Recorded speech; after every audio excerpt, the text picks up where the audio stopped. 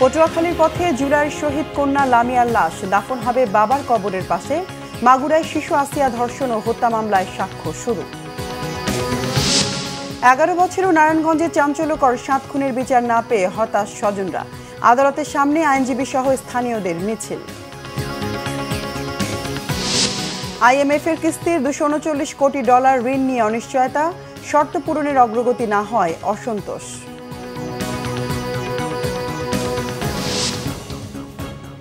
দেখছিলেন crown cement সংবাদ শিরোনাম, এবার বিস্তারিত সংবাদ। গ্রামের বাড়ি পটুয়াখালীর পথে লামিয়ার মরদেহ বহনকারী অ্যাম্বুলেন্স। শহীদ বাবার কবরের পাশে দাফন করা হবে তাকে। এর আগে সকালে রাজধানীর শহীদ সোহরাওয়ার্দী মেডিকেল কলেজ হাসপাতালে ময়নাতদন্ত সম্পন্ন হয়েছে বৈষম্য বিরোধী ছাত্র জনতার আন্দোলনে শহীদ জসিমের মেয়ে লামিয়ার। ময়নাতদন্তের পর লামিয়ার মরদেহ আঞ্জুমান মুফিদুল ইসলামে নিয়ে যাওয়া হয়। সেখানে বাকি প্রক্রিয়া শেষ করে তার মরদেহ নিয়ে স্বজনরা রওনা দেন গ্রামের বাড়ি পটুয়াখালীতে। সেখানেই তাকে দাফন করা হবে। লামিয়ার সুরতাহল রিপোর্টে গলায় ফাঁসের ছাপ পেয়েছে পুলিশ। এদিকে লামিয়ার আত্মহত্যার ঘটনায় দোষীদের বিচার চেয়ে সোহরাওয়ার্দী হাসপাতালের সামনে মানববন্ধন করেছে শহীদ পরিবারের সদস্যরা। দ্রুত সময়ের মধ্যে আসামিদের বিচার দাবি করেন তারা। সেই সঙ্গে শহীদ পরিবারের সদস্যদের নিরাপত্তা নিশ্চিত করারও দাবি জানান তারা। দাবি না মানলে দেশব্যাপী কঠোর আন্দোলন গড়ে তোলার হুঁশিয়ারিও দেওয়া হয় মানববন্ধনে। জুলাই আন্দোলনে শহীদ জসিম উদ্দিনের কন্যা লামিয়া শনিবার রাত 9টায় মোহাম্মদপুর শেখেরটেক 6 নম্বর রোডের বাড়িতে আত্মহত্যা করেন। বিশ্ববিদ্যালয়ে ভর্তি পরীক্ষা দেওয়ার জন্য আজ বিকেলে মায়ের সঙ্গে গ্রামের বাড়িতে যাওয়ার কথা ছিল তার। রাজধানীর শেখেরটেক এলাকায় বাসা থেকে গতকাল তার মরদেহ উদ্ধার করা হয়। লামিয়ার গ্রামের বাড়ি পটুয়াখালীর দুমকিতে। বাবার কবর জিয়ারত করে ফেরার পথে 18 মার্চ দলবদ্ধ ধর্ষণের শিকার হয়েছিলেন তিনি। বৈষম্য বিরোধী আন্দোলন চলাকালে গত 19 জুলাই রাজধানীর মোহাম্মদপুরে তার বাবা গুলিবিদ্ধ হন। মাগুরায় শিশু আসিয়া ধর্ষণ ও হত্যা মামলায় প্রথম দিনের সাক্ষ্য গ্রহণ শেষ হয়েছে। সকালে মাগুরার নারী ও শিশু নির্যাতন দমন ট্রাইব্যুনালের বিচারক এম জাহিদ হাসানের আদালতে এই সাক্ষ্য গ্রহণ শুরু হয়। এ সময় আদালতে মামলার সব আসামিকে হাজির করা হয়। এদিকে মামলা শুরু থেকেই আসামি পক্ষে কোনো আইনজীবী না থাকলেও এদিন লিগ্যাল এইডের মাধ্যমে আসামিদের আবেদন প্রেক্ষিতে অ্যাডভোকেট সোহেল আহমেদকে নিয়োগ দেওয়া হয়। গত 6 মার্চ সদর উপজেলার নিচ নান্দুয়ালি গ্রামের বোনের শ্বশুর বাড়িতে বেড়াতে গেলে ধর্ষণের শিকার হয় শিশু আসিয়া। পরে চিকিৎসাধীন অবস্থায় 13 মার্চ রাজধানীর একটি হাসপাতালে মারা যায়। এই ঘটনায় শিশু আসিয়ার মা আয়েশা আক্তার বাদী হয়ে প্রধান আসামি হিটু শেখ ও তার 2 ছেলে সহ 4 জনের নাম উল্লেখ করে মামলা করেন। এ মামলায় 13 এপ্রিল পুলিশ চার্জশিট দাখিল করে। পরে 23 এপ্রিল অভিযোগ গঠনের মধ্য দিয়ে বিচার কাজ শুরু হয়।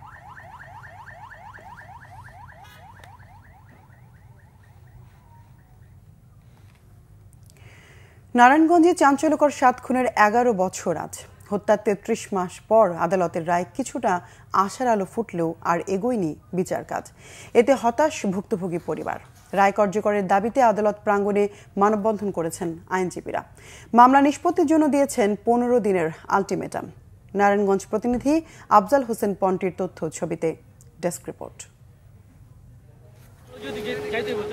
2014 সালের 27 April Dhaka Narayanganj link road থেকে অপহরণ করা হয় নারায়ণগঞ্জ সিটি কর্পোরেশনের তখনকার প্যানেল মেয়র নজরুল ইসলাম, আইনজীবী চন্দন সরকার সহ 7 জনকে। অপহরণের 3 দিন পর শীতলক্ষা নদী থেকে উদ্ধার হয় তাদের লাশ।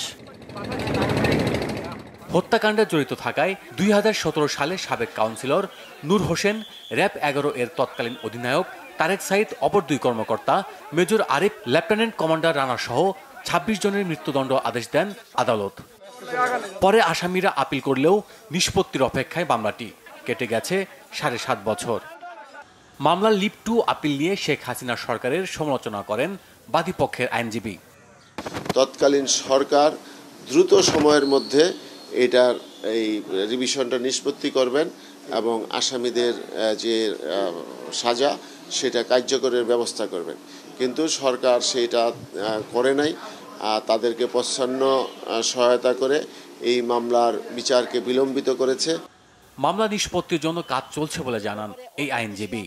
সরকার চাচ্ছে যে একটা নির্দিষ্ট সময়ের মধ্যে মামলাটা চূড়ান্ত রায়ের দিকে যাবে এবং আমরাও যারা এই মামলাতে রাষ্ট্রপক্ষে কাজ করেছি সেই শুরু থেকে আজ অবধি এই মামলা খুব শিগগিরই এই মামলার চূড়ান্ত রায় হবে। এদিকে রায় কার্যকরের দাবিতে নিহতের স্বজন ও এলাকাবাসীকে নিয়ে মানববন্ধন করেছে আইনজীবীরা। আদালত প্রাঙ্গণে আইনজীবী সমিতির ভবনের সামনে এ মানববন্ধন হয়। বিচার পেতে প্রধান উপদেষ্টার সুদৃষ্টি চান নিহতদের পরিবারের সদস্যরা। 7টা পরিবারের যে গুরুত্বপূর্ণ মানুষগুলো মারা গেছে তাদের তো আর কখনো ফিরে পাওয়া যাবে না। অন্তত আমরা এতটুকু স্বস্তি পাই যে তাদের হত্যার বিচার হয়েছে। Bangla vision news desk. Vatican সিটিতে পোপ ফ্রান্সিসের অন্ত্যেষ্টিক্রিয়ায় অংশ নেওয়ার পর দেশের উদ্দেশ্যে রওনা দিয়েছেন প্রধান উপদেষ্টা ডক্টর মোহাম্মদ ইউনূস। বাংলাদেশ সময় দুপুর 1টায় ইতালির রোম ছাড়েন তিনি। এর আগে রোমে তার সাথে সাক্ষাৎ করেন উরুগুয়ের পররাষ্ট্রমন্ত্রী মারিও লুবেটকেন। সাক্ষাতে দুই নেতা স্বার্থ সংশ্লিষ্ট বিভিন্ন বিষয় নিয়ে আলোচনা করেন। তারা বর্তমান বৈশ্বিক বাণিজ্য পরিস্থিতি এবং ল্যাটিন আমেরিকা ও এশিয়ার মধ্যে সহযোগিতা বাড়ানোর উপর গুরুত্ব দেন। উরুগুয়ে ও বাংলাদেশের মধ্যে বাণিজ্য ও বিনিয়োগ সম্পর্ক সম্প্রসারণে গুরুত্ব তুলে ধরেন পররাষ্ট্রমন্ত্রী লুবেটকেন। এছাড়াও ক্যাথলিক চার্চের কার্ডিনাল সিলভানো মারিয়া টমাসি এবং কার্ডিনাল জ্যাকব কুভদাভার আলাদাভাবে প্রধান উপদেষ্টার সাথে সাক্ষাৎ করেন।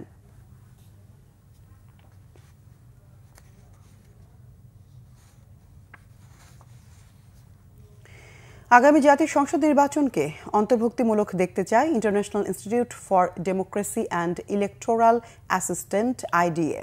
একই সঙ্গে অবাধ, সুষ্ঠু ও নিরপেক্ষ নির্বাচনের উপর জোর দিয়েছে প্রতিষ্ঠানটি। সকালে IDA-র এশিয়া প্যাসিফিক অঞ্চলের ডিরেক্টর লিনা রিখিলা তমাং তার সহকর্মীকে সাথে নিয়ে প্রধান নির্বাচন কমিশনার AMM নাসিরউদ্দিনের সঙ্গে বৈঠক শেষে এসব কথা বলেন। তিনি জানান, সিইসির সঙ্গে আগামী নির্বাচনের প্রস্তুতি নিয়ে আলোচনা হয়েছে।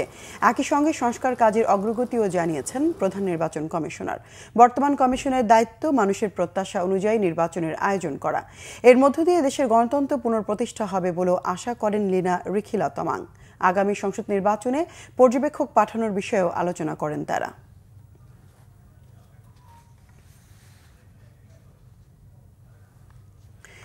যে ঐক্যের মাধ্যমে ফ্যাসিবাদের পতন ঘটেছে সে ঐক্য বজায় রাখতে হবে বলেছেন জাতীয় ঐক্যমত্য কমিশনের সহসভাপতি ডক্টর আলী রিয়াজ। গণসংহতি আন্দোলনের সঙ্গে বৈঠকে তিনি একথা বলেন। সকাল 10:30টার দিকে সংসদ ভবনের LD হলে এই বৈঠক শুরু হয়। বৈঠকের শুরুতেই জাতীয় ঐক্যমত্য কমিশনের সহসভাপতি ডক্টর আলী রিয়াজ বলেন, পুঞ্জীভূত সংকট উত্তরণে সংস্কার কমিশন প্রতিবেদন দিয়েছে। জানান, পরবর্তী প্রজন্ম এবং নতুন বাংলাদেশের জন্যই এই প্রচেষ্টা। এতে রাজনৈতিক দলগুলোর সহযোগিতা অব্যাহত থাকবে। দ্রুত সময়ের মধ্যে জুলাই সনদ তৈরি হবে বলে আশা তার। গণসংহতি আন্দোলনের প্রধান সমন্বয়ক জোনায়েদ সাকি বলেন, অংশীজনদের ঐক্যমত্যের বিষয়গুলোই জুলাই সনদ হিসেবে গৃহীত হবে। দ্বিমত থাকা বিষয়ে জনগণের কাছে যেতে হবে। ঐক্যমত্যের মধ্য দিয়ে গণতান্ত্রিক রূপান্তরের পথে হাঁটবে বাংলাদেশ, এমন মন্তব্য করেন জোনায়েদ সাকি। বিকেলে জাতীয় সমাজতান্ত্রিক দল JSDর সঙ্গে সংলাপে বসবে ঐক্যমত্য কমিশন। আন্তর্জাতিক মুদ্রা তহবিল IMF-এর কিস্তির $239 কোটি ঋণ পাওয়া নিয়ে অনিশ্চয়তা দেখা দিয়েছে। মুদ্রার বিনিময় হার ও রাজস্ব আহরণ নিয়ে শর্ত পূরণের অগ্রগতি নিয়ে IMF সন্তুষ্ট হতে পারেনি। কিস্তির টাকা পেতে যুক্তরাষ্ট্রের ওয়াশিংটনে বিশ্বব্যাংক IMF-এর বসন্তকালীন যৌথ সভায় 2 দফার বৈঠক হয়েছে। তবুও বিষয়টি সুরাহা হয়নি। বৈঠকে বাংলাদেশ ও IMF-এর উচ্চ পর্যায়ের প্রতিনিধি উপস্থিত ছিলেন। বিশ্বব্যাংক IMF-এর বসন্তকালীন বৈঠক উপলক্ষে অর্থ উপদেষ্টা ডক্টর সালেউদ্দিন আহমেদ, বাংলাদেশ ব্যাংকের গভর্নর আহসান H মনসুর সহ 21 সদস্যের প্রতিনিধি দল IMF প্রতিনিধি দলের সঙ্গে বৈঠক করেন।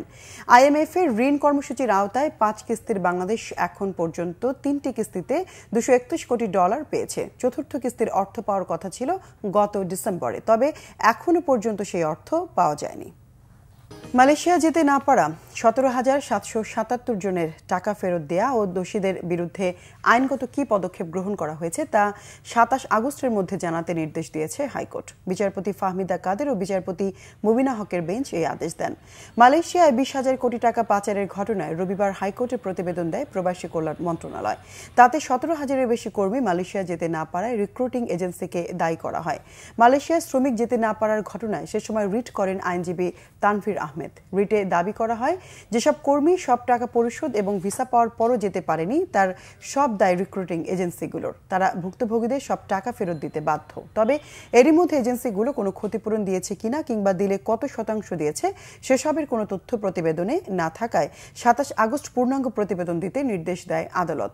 গত বছর মালয়েশিয়ায় কর্মী পাঠানো নিয়ে বড় ধরনের আর্থিক কেলেঙ্কারির খবর বের হয় গণমাধ্যমে, যাতে বলা হয় প্রভাবশালী মহলের ছত্রছায়ায় 30,000 শ্রমিকের জীবন নষ্ট করে 20,000 কোটি টাকা হাতিয়ে নিয়েছে একটি চক্র।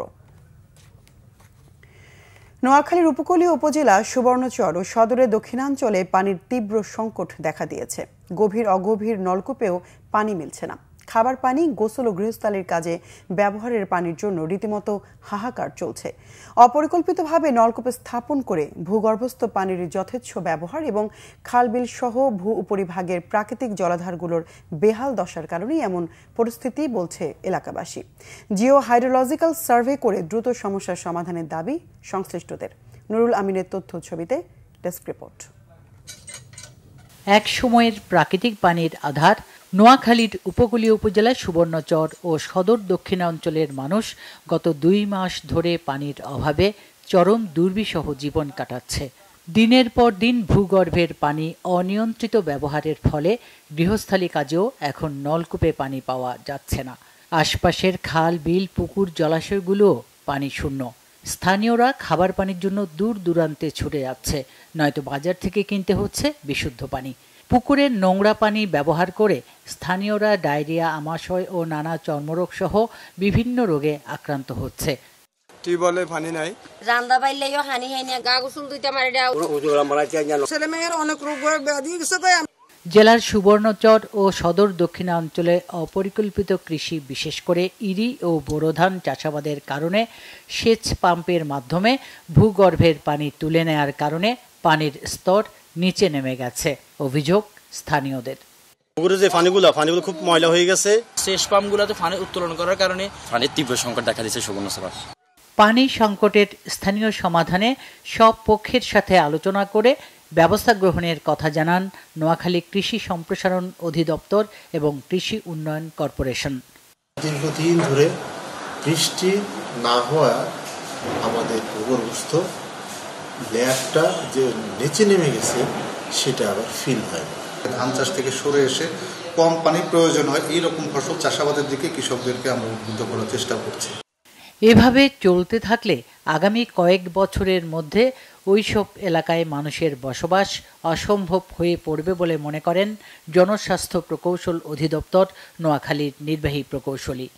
কৃষিকাজ বা আরো ইন্ডাস্ট্রিয়াল বা অন্যান্য পারপাসে ব্যবহার করার জন্য, সুপেয় পানি পান করার জন্য এবং গৃহস্থালী রান্না বান্না বা অন্য কাজে ব্যবহার করার জন্য কতটা সাফিসিয়েন্ট এবং কত বছর যাবে, তার জন্য আমাদের হাইড্রোজিওলজিক্যাল সার্ভের প্রয়োজন।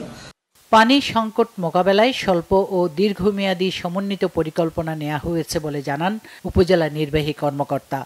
জনস্বাস্থ্য তাদের যতটুকু সামর্থ্য আছে এটা দিয়ে পানি সরবরাহের একটা চেষ্টা চালাচ্ছে। সেটা চাহিদার সাথে সামঞ্জস্যপূর্ণ না যদিও, তারপরে আমরা চেষ্টা করছি যাতে যথাসম্ভব মানুষের মানে অন্তত পক্ষে যাতে খাবার পানিটা ব্যবস্থা করা যায় আর কি। বাংলাদেশ কৃষি উন্নয়ন কর্পোরেশন বিএডিসির তথ্য অনুযায়ী সুবর্ণচরে কৃষিকাজে ব্যবহারের জন্য 295টি সেচ পাম্পের অনুমোদন দেওয়া হয়েছে। এছাড়া অনুমোদনহীন আরও অন্তত 3000 সেচ পাম্প বসিয়েছেন কৃষকরা। এর ফলে ভূগর্ভস্থ পানির স্তর নিচে নেমে যাওয়ায় কোথাও পানি মিলছে না। Bangla vision news desk. Cricket, Chattogram test. জিম্বাবুয়ের বিপক্ষে হোয়াইট ওয়াশ এড়ানোর মিশনে কাল মাঠে নামছে বাংলাদেশ। চট্টগ্রামের সিরিজের দ্বিতীয় টেস্টটি শুরু হবে সকাল 10টায়। সিলেট টেস্টের আগে জিম্বাবুয়েকে অনেকটা হেলাফেলার চোখে দেখেছে বাংলাদেশ, যার জন্য দিতে হয়েছে চড়া মাশুল। প্রথম টেস্টের পরাজয়ে সিরিজ হাতছাড়া হয়েছে বাংলাদেশের। শঙ্কা আছে সিরিজে পরাজয়ের। জিম্বাবুয়ে চোখ রাঙাচ্ছে হোয়াইট ওয়াশের। বনেদি ক্রিকেটে বাংলাদেশের ভাবমূর্তি তলানিতে। সিলেটে বাংলাদেশ ম্যাচটা হেরেছে ব্যাটিং ব্যর্থতায়, তাই অনুশীলনে ব্যাটিংকেই বাড়তি মনোযোগ টাইগারদের। টাইগারদের ঠিক বিপরীত অবস্থায় জিম্বাবুয়ে। সিরিজ জিততে মরিয়া ক্রেইগ আরভিনরা চট্টগ্রামেও ধরে রাখতে চান সিলেট টেস্টের ধারাবাহিকতা।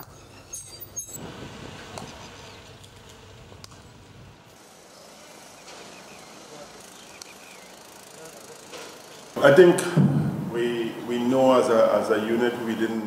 আমি মনে করি সিলেটে প্রথম ইনিংসে আমরা ইউনিট হিসেবে খেলতে পারিনি, নিজেরাই নিজেদের বিপদ ডেকে এনেছি। আমরা পজিটিভ টেস্ট ক্রিকেট খেলতে চাই, এমন নয় যে সারাদিন খেলে 200 রান করতে হবে। আমাদের সমস্যা হলো লুজ শট কিংবা সফট ডিসমিসালে উইকেট দিয়ে আসি।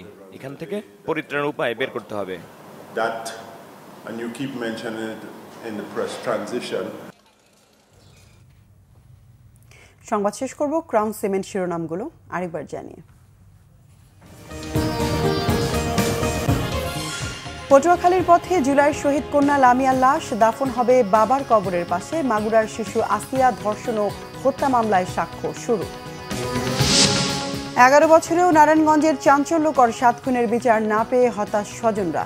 আদালতের সামনে আইনজীবী সহ স্থানীয়দের মিছিল। IMF-এর কিস্তির $239 কোটি ঋণ নিয়ে অনিশ্চয়তা, শর্ত পূরণের অগ্রগতি না হওয়ায় অসন্তোষ।